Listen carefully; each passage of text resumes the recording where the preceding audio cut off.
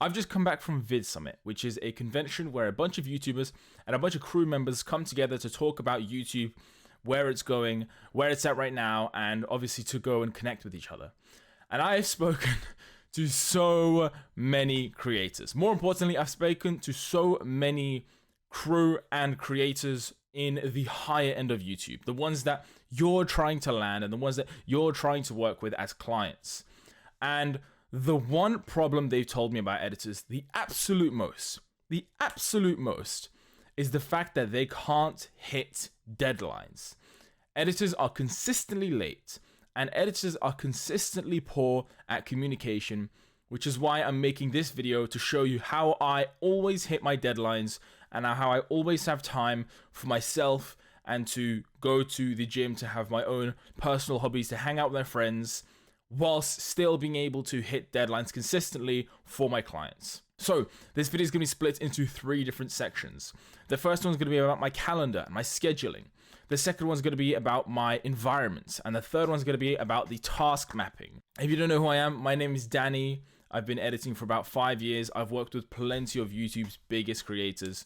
You can actually see, here are some of them that I can actually legally talk about. If you want further proof, we can go over here to the box of proof, where we have 2 different parts, one of which being actually the failures that I've had when it came to deadlines. So this is actually to prove that I actually have had bad experiences when it came to deadlines and missing my deadlines, and I can only find 2 screenshots. I just can't be asked to search through everything, but these should be enough. So the first one is me getting fired from a client. I'm not going to reveal who.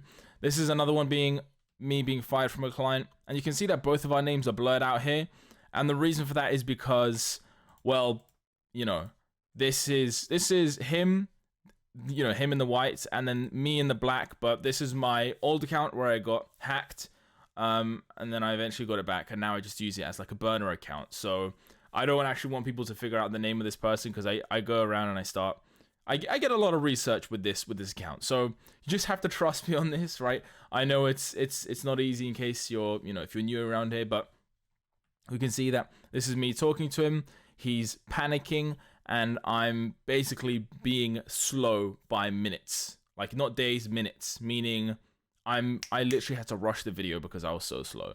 He said it's not going to be uploaded in time. I send him the drive. He says it's too late, and he's upset with me. So this is just a bit of proof that I actually failed. I was actually pretty bad when it came to my deadlines.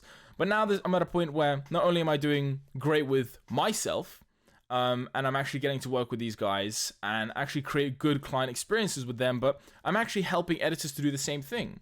So for example, we have an editor who, you know, stopped working with a client that I was giving him too much work, and now he makes like $5,000 whilst being able to go to the gym, which he couldn't do before, right? So he actually has spare time now. It's not that he can't hit deadlines, but he's hitting his deadlines, and he can go to the gym. Like, he can actually have some spare time to himself. This is another one where another editor was, you know, creating these systems that I gave him using prep sheets and getting better deadlines and making things easier. And the client loved it. And now everything's organized and he doesn't have to worry about deadlines. So I've actually gotten to a point where I had bad client experiences, not hitting my deadlines, to now getting to a point where I can actually teach other people how to improve their deadlines. So what I'm going to do is I'm going to be going through my entire system, my 3-part system of organization and making sure that I manage my time properly so that I can now hit my deadlines and I can make sure that every client is happy when it comes to work with me. So we're going to start off with the calendar. Okay. Now, what I do is I don't measure every single nitty-gritty part of my day. I just measure out the things that are going to consistently happen and the things that I plan out to happen. Meaning, everything that you see here, so morning routine, going to the gym, admin work, lunchtime, dinner time, plan tomorrow, and sleep and stuff, this happens every day. Okay? But these things in the red are things that were either planned before or they were booked. So, you know, this was me getting a haircut. This was me having a session with just something in private. And then this was me having a call that was booked. And whenever somebody books a call, it goes onto my calendar. So that's now blocked out and it tells me, oh, by the way, you have a call at this time, right? So now, anytime that I have these empty slots, that's reserved for work, like immediately reserved for work. If I want to hang out with friends, so you can see over here, if I wanted to hang out with my cousin, I'd have to block that out on my timetable, so that if somebody wants to book a call with me or somebody wants to fill up that time, they can't because the calendar says so. But it's essentially like process of elimination. Take up all the times in the schedule where you know you're gonna have to do something, and then reserve whatever's left for work. So you can see on this day, Tuesday the 14th, all of this empty space is reserved for working. So I also include commutes here. So if I want to get a trim, like a haircut basically, then I would include the commute time, and then I'd basically be home by this, meaning I'd have some extra time before dinner to get some extra work in, right? Everything is accommodated around my work. Now that doesn't mean that I don't have time for personal stuff, because again, I can have personal time, right? It's just that I have to log it into my calendar so I know how much of the rest of the day do I have to work. So for example, on the 15th, Wednesday the 15th, it's just going to be this block and maybe like a bit of time over here, right? And that's all that's all the work time that I have, right?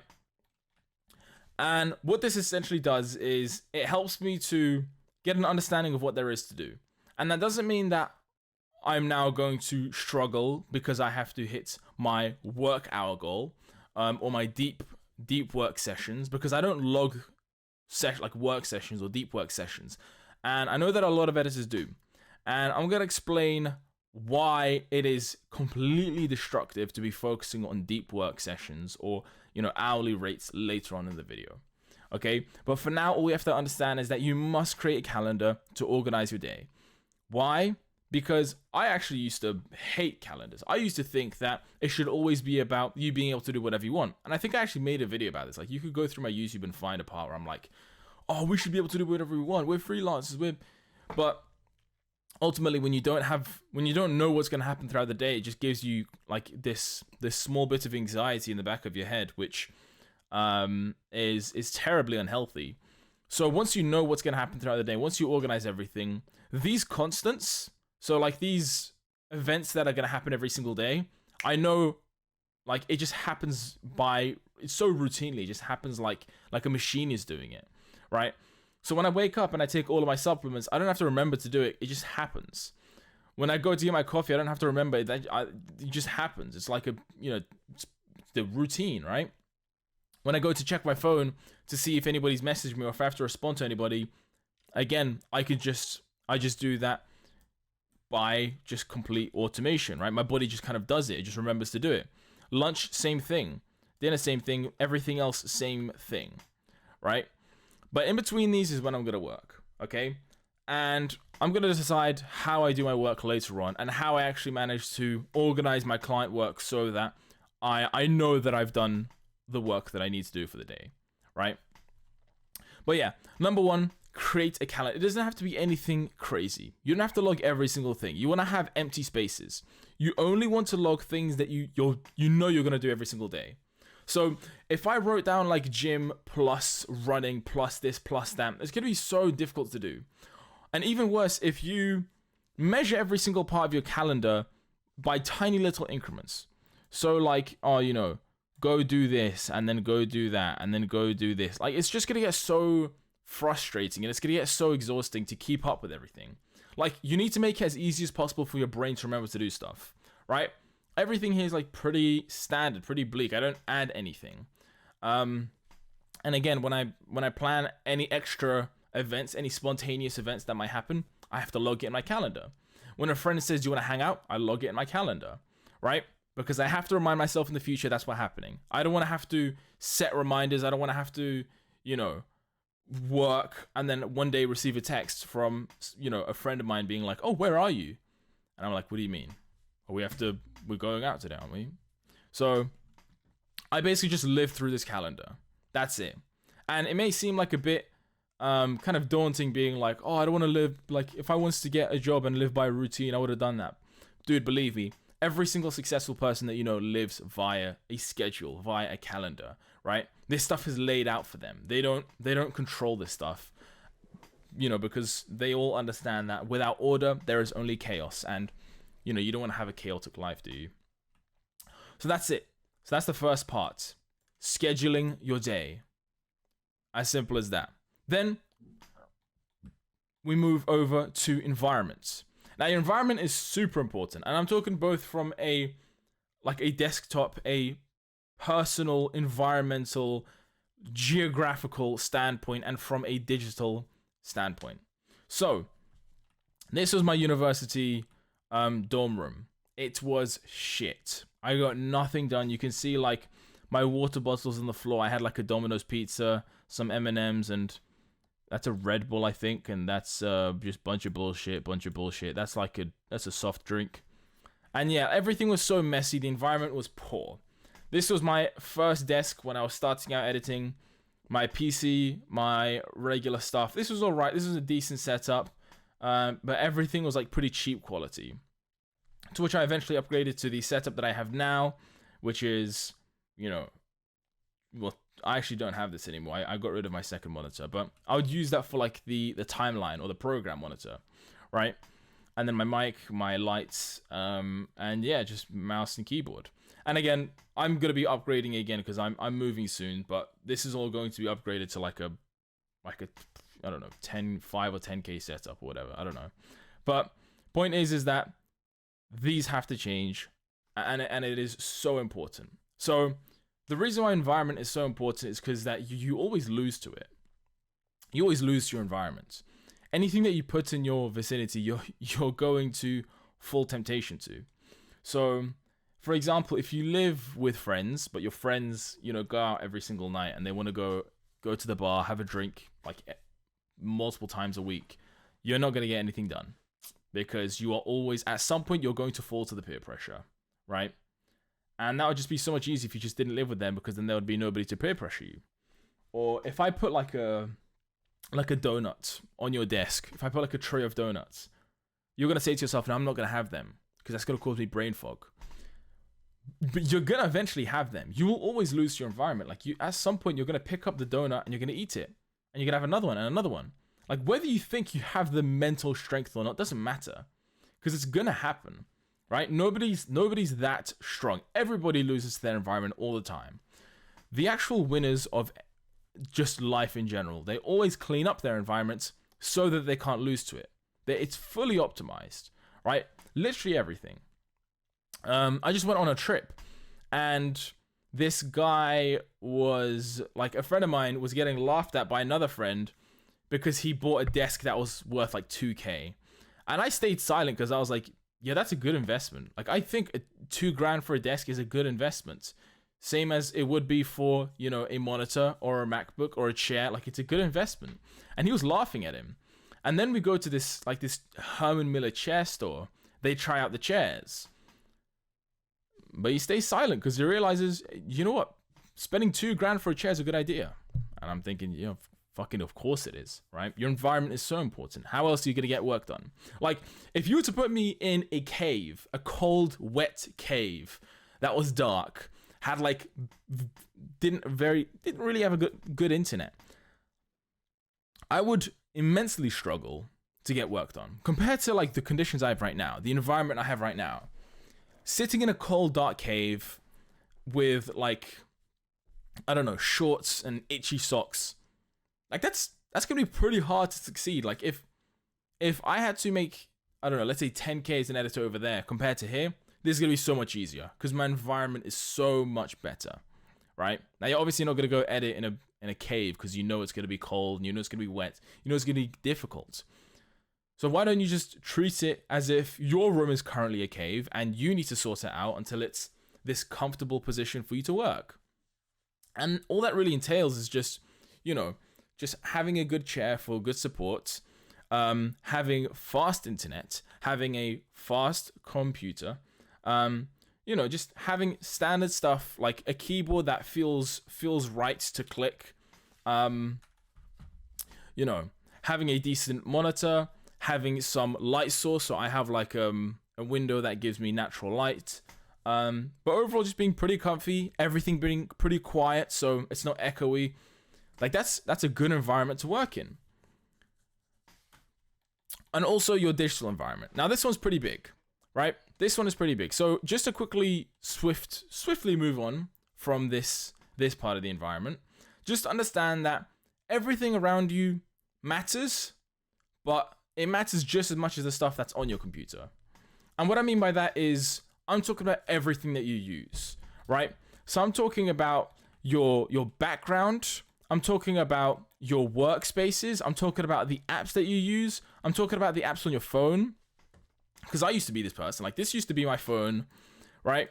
You can see I had a bunch of apps. You can see I had all of these things. And this was me thinking I was being productive, having all of this stuff. Because I didn't have Instagram, I didn't have Snapchat, I didn't have YouTube. I thought I was like Mr. Cool Guy because I didn't have a lot of stuff. But even so, having so many apps was so distracting. Like, and having all of that color, it was so distracting. And I saw this video of this billionaire talking about how he bought like this Samsung phone, and he bought it for this one specific feature, and the feature worked, and he was like, okay, that's pretty cool, but now I have to use a Samsung. I don't want to use a Samsung. It's hideous. Like, who the fuck uses an Android? And he was looking at it and he was like, this phone is hideous. That is perfect. That is actually pretty perfect. And the reason for that is because he was so repelled by his own phone, this ugly looking phone, that he thought, I'm never going to use this. Never, ever, ever will I be distracted and pick up my Android phone and start scrolling. Because I don't want to look at it. Like, the UI is so hideous. This is like the perfect phone to use. But, you know, the iPhone, it's super smooth, it's super nice, and it's so easy to get distracted.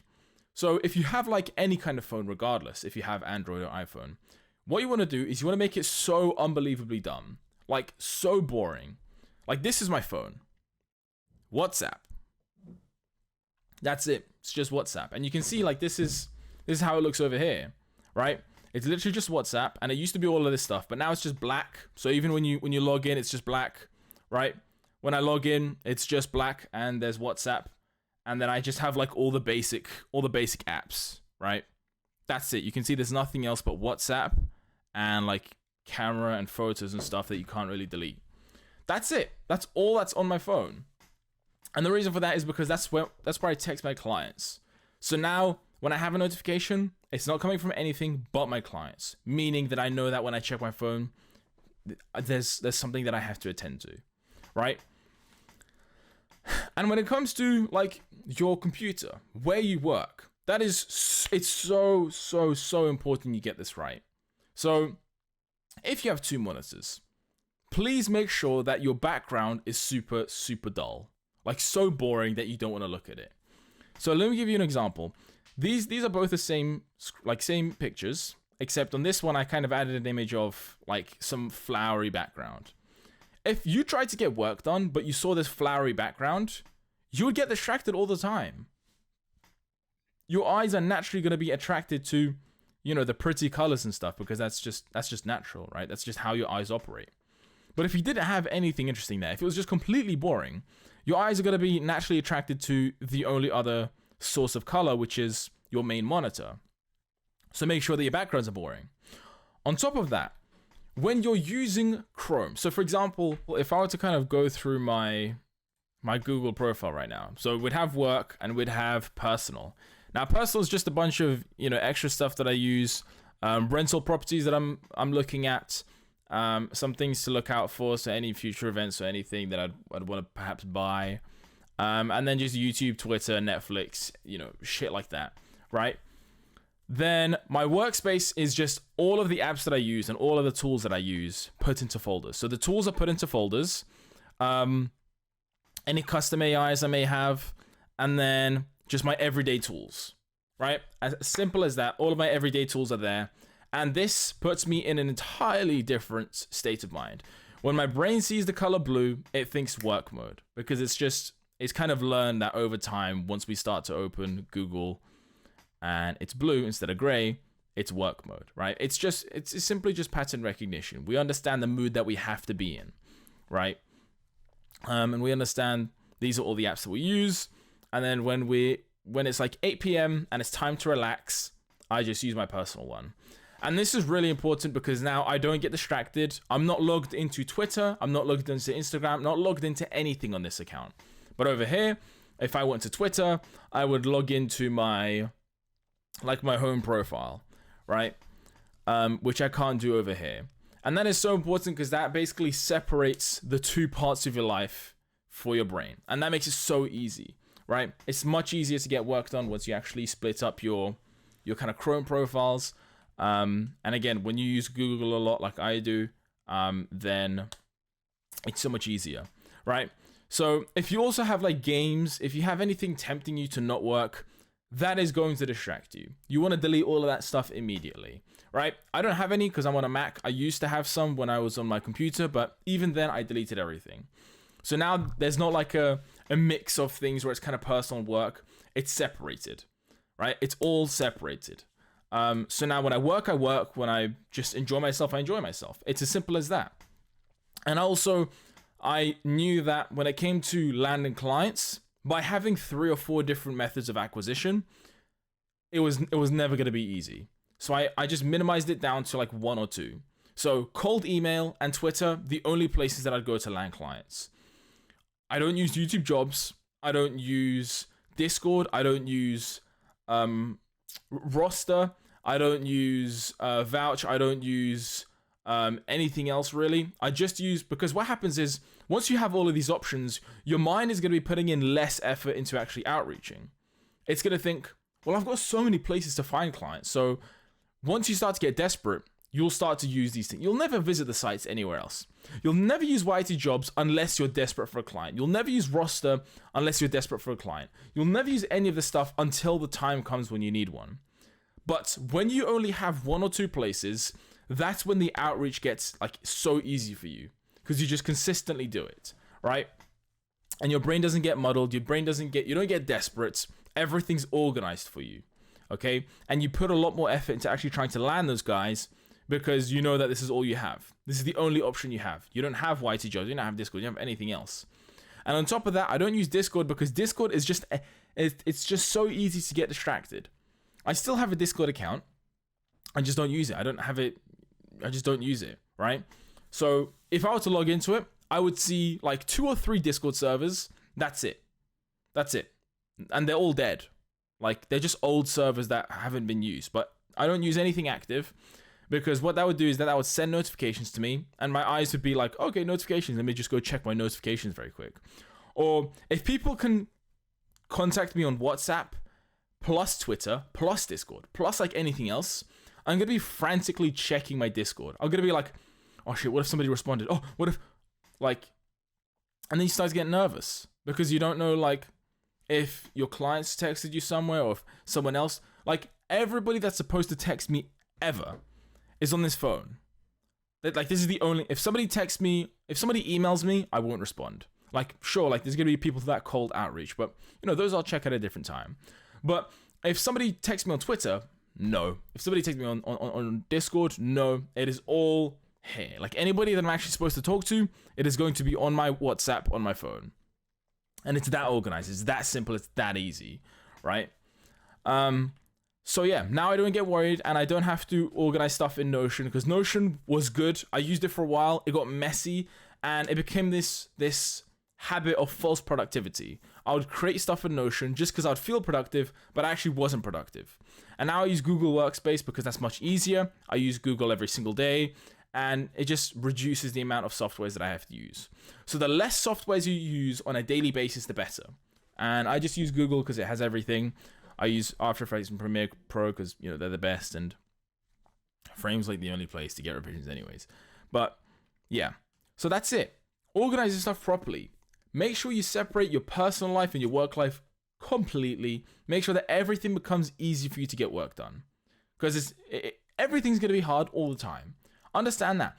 Life is going to be hard. Work is going to be hard. Editing is going to be hard. Shit's going to be hard. You might as well do everything you can to make it easy for yourself.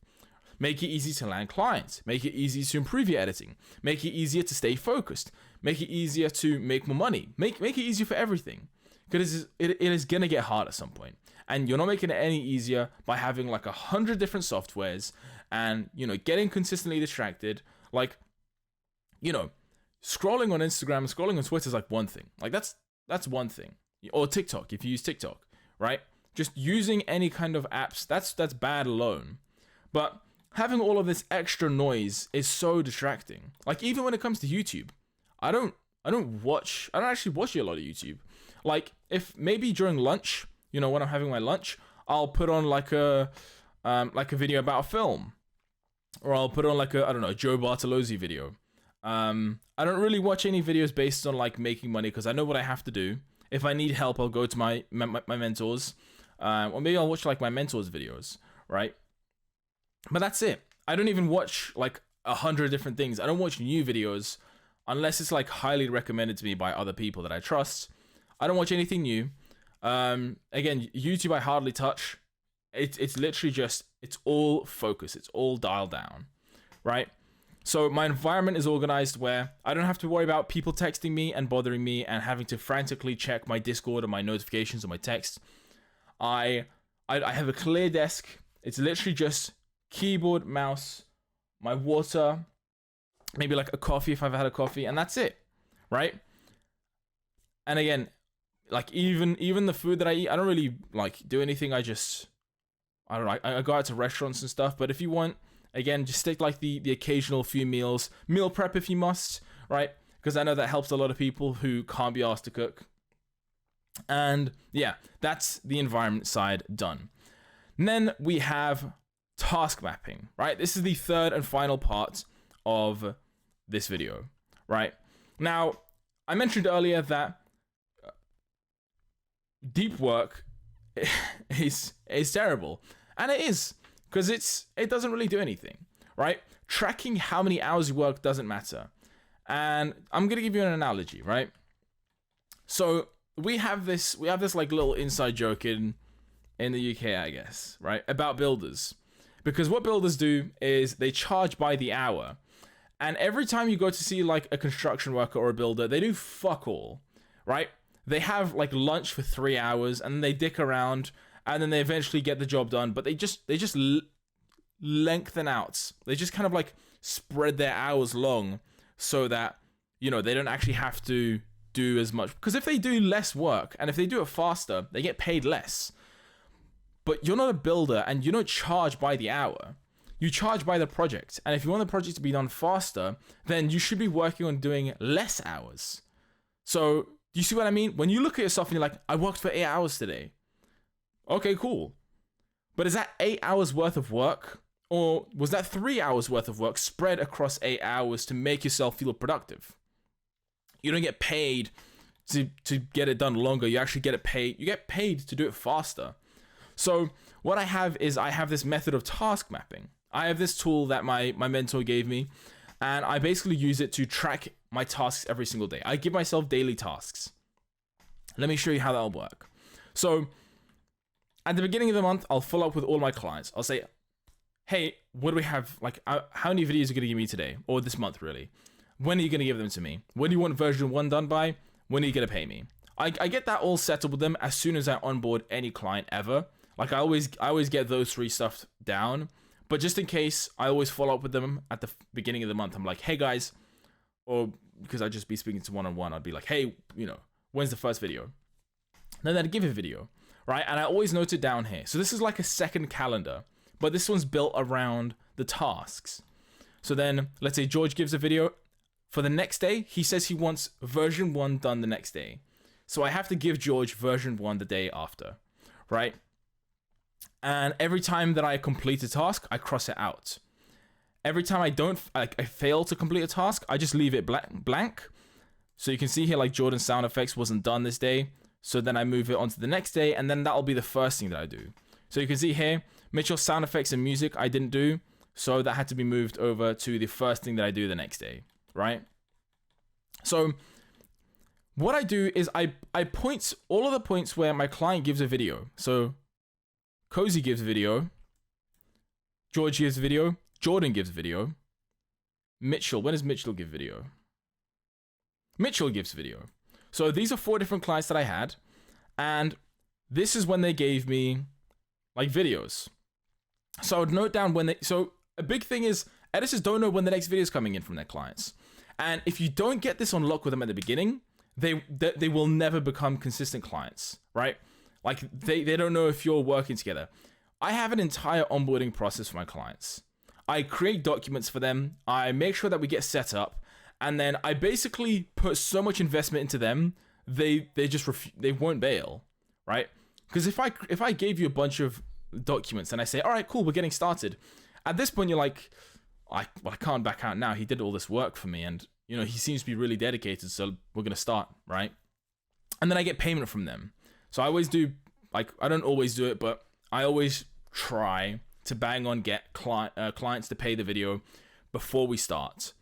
Then I start editing the video, because then they'll tell me, hey, I'm gonna give you a video on the 10th, and I want it done. It's like, for example, let's take George. He wanted it to be done on Monday, so I had like about 1 day or less to do a video.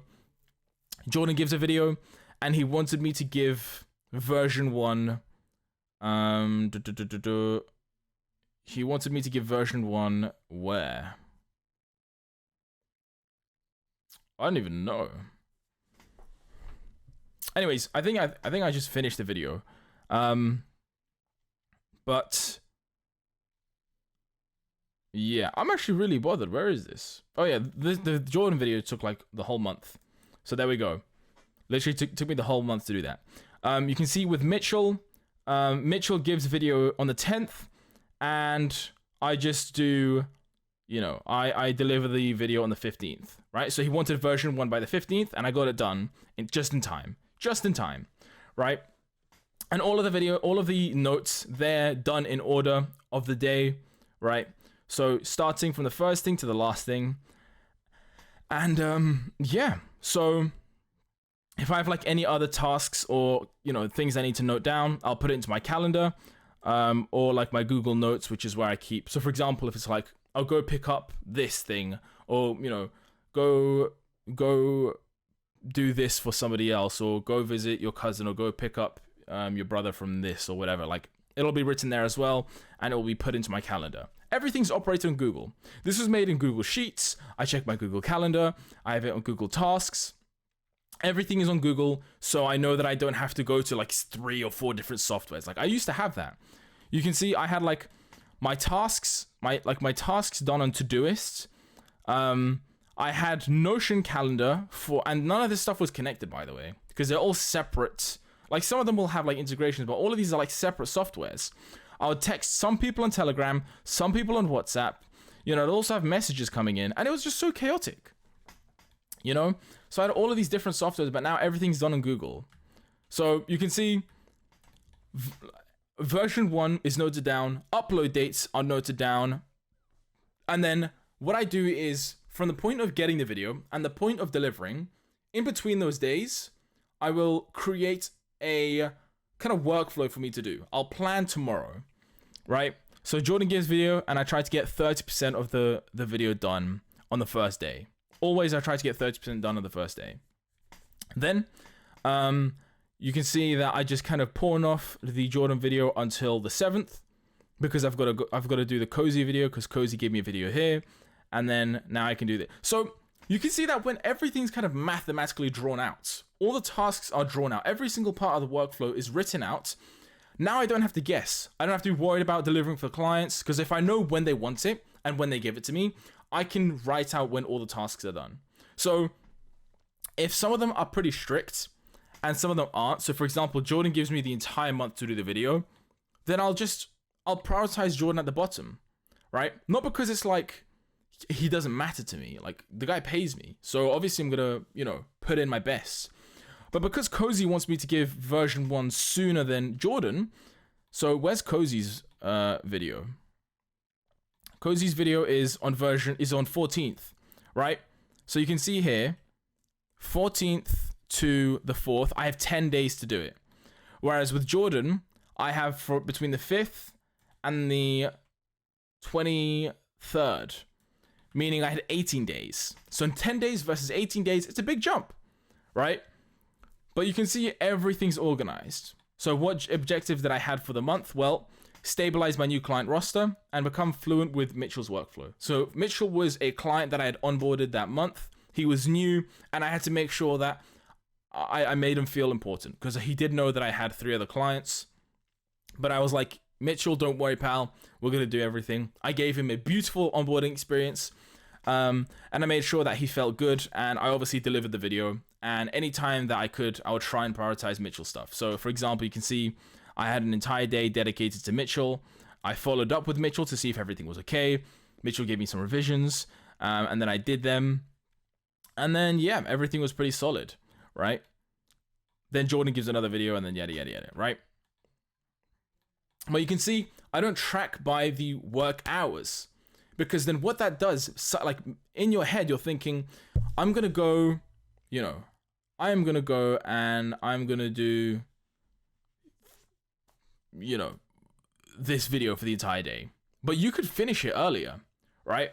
So when everything is tracked in tasks, you can actually calculate how much you need to do throughout the week. And once you've finished all of your tasks for the day, so let's say like it's the 8th and I've done all of my work. If I want, I can get ahead of my schedule. I can do more work than I'm supposed to. So I could go past the foundations of the VFX. I could get into the actual nitty-gritty of the VFX. Or I can do whatever I want. I can go read a book. I can go chill out with my friends. I can go watch a movie. And then tomorrow I can do everything. And I'll still be on schedule. And I know that because I've written out the entire workflow throughout the calendar, right? So if I wanted to, I get ahead of schedule, or I could have a day off. But you can never do that if you try to fill out the entire day with work. So if you're spending 10 hours of the day being like, yeah, I got 10 hours of deep work in, you fucking did that on purpose.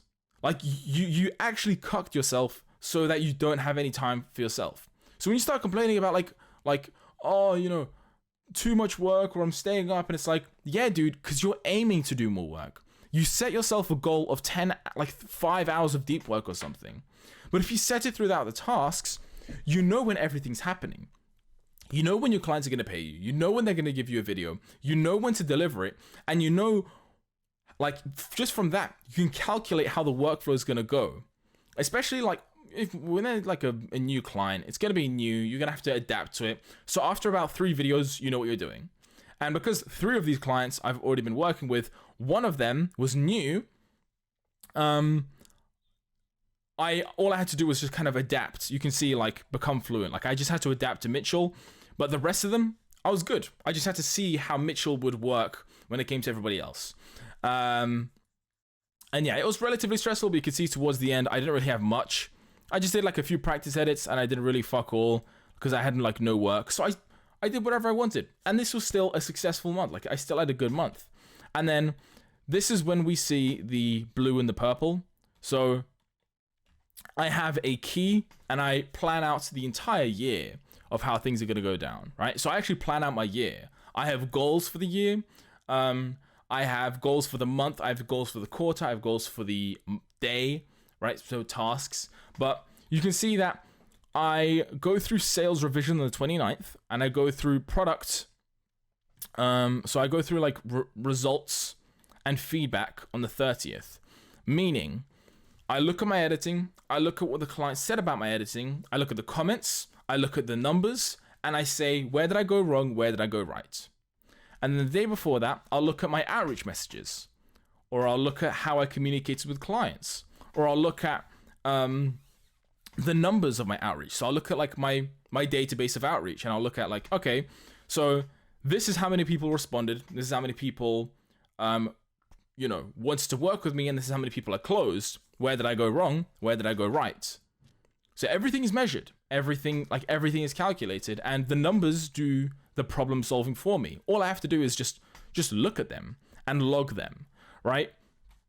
So you can see that, for example, this was this October, so this month, I went traveling between the 4th and the 12th, and now like there's nothing significant going on here. I just have to do my daily tasks. That's all I have to do.